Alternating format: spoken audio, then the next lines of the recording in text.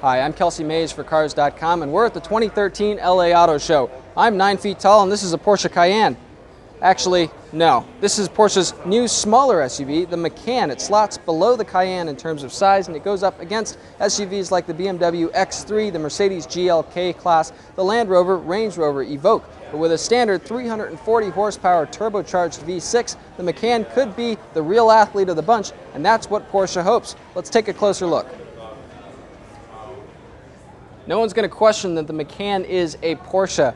Very 911 inspired tail here, Porsche says. The rear fenders here, the roofline as it plunges, similar to the way it goes on Porsche's iconic sports car. You get up front here, the headlights were inspired by the forthcoming Porsche 918, the automaker says.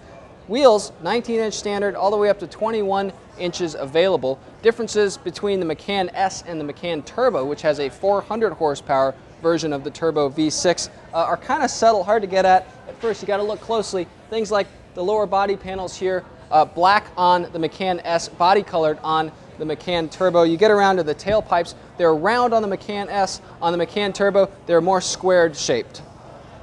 Believe it or not, the Macan has some off-roading chops too. All-wheel drive is standard. Porsche says there's an off-road mode for the drivetrain, and there's even an available air suspension that can raise up the vehicle a little bit. The cockpit wraps around you like you would expect for a Porsche.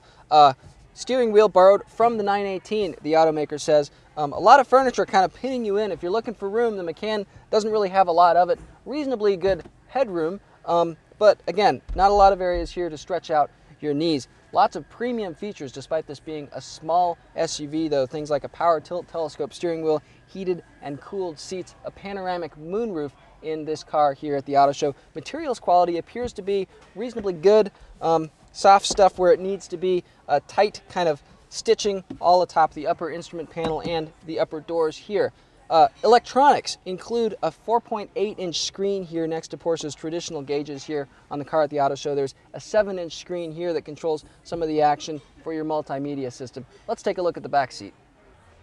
A lot of features available back here, things like heated rear seats, temperature control for the rear, even manual sunshades. You pull up along the windows here. Space on the tight side. The seat does have a nice high seating position relative to the floor of the vehicle. Legroom, not a ton here, especially if you're going to be taller for adults. Headroom, decent despite the fact that there's a panoramic moonroof in this car, which typically cuts an inch or two of headroom for the rear and the front seats. The tight cabin carries over to cargo space where there's only about 18 cubic feet behind the rear seats, about 53 cubic feet of maximum space when the seats are folded. We'll have to see if drivability makes you just not care about any of that, closer to when the Macan goes on sale in spring 2014.